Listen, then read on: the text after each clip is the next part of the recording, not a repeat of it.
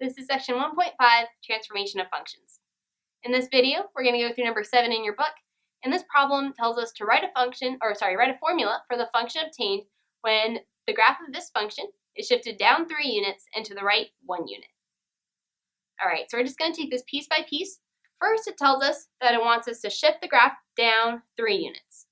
So when we're talking about up and down, that's talking about the y-axis. And if we want everything to shift down 3 units, that means we want to take our output value and just subtract 3 from it. So what that looks like as a transformation is we have our function f of x equal to absolute value of x. We want to take all these output values and just subtract 3 from them to shift the entire graph down 3. Okay, so that one wasn't too hard.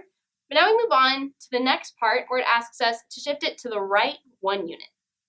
So this is where a lot of people get confused because when we're talking left and right, we're talking about the x-axis. And you would think if you're going to the right 1 unit, you would add 1 to your x values, but actually you subtract 1. But if you think about it, so if we were to shift this graph to the right 1 unit, what my value is right here, 0, 0, I want that to be over here at 1, 0. So I want whenever I plug x equals 1 into my function, I want to get the same output as whatever I got when I plugged in 0. So how do I make x equals 1 act like x equals 0? Well, I would need to subtract 1 from 1 so that it becomes like x equals 0. So in other words, I'll just take x minus 1, and that'll shift my entire graph to the right 1 unit. And to double check ourselves, let's plug in some points into our new function here. So let's say I plug in x equals negative 1. I would get absolute value of negative 1 minus 3. This will become negative 2 minus 3, but the negative becomes positive because of the absolute values. And this will become negative 1. So I have the point negative 1 down here. I can plug in 0, and I get negative 1 minus 3, but take the absolute value of that. 1 minus 3 would give me negative 2. So I have 0, negative 2. If I were to plug in 1, this would become 0 minus 3, which is negative 3. So I have 1, negative 3. And if I were to plug in one more point, let's try 2, this would become 1 minus 3, which is negative 2. And I have something like this.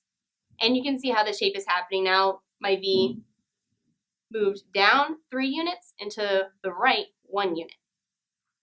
So that's it for this problem. Easy tricks to remember it is if you're moving in the Y direction, whatever it tells you to do, either up or down, you're just going to use that same sign. So we're moving down 3 units, so we're subtracting 3 from our entire function. If we're talking about left and right, you're going to do the opposite sign of what you would initially think. So we're moving to the right 1 unit, so I'm going to subtract 1 from my x values. And to double check yourself, you could always just put it on a graph and draw a quick sketch to make sure you're right. Other than that, that's it. The concepts covered in this video are true no matter what pre-cal class you're in, but in case you're interested, all the problems referenced in this book came from this lovely book right here. Remember that if you're a Baylor student, we offer free tutoring on the first floor of Sid Rich. You can either make an appointment or drop in whenever you're available to get tutoring in pre-cal, calculus, and a bunch of other subjects as well. Feel free to visit our website for more information.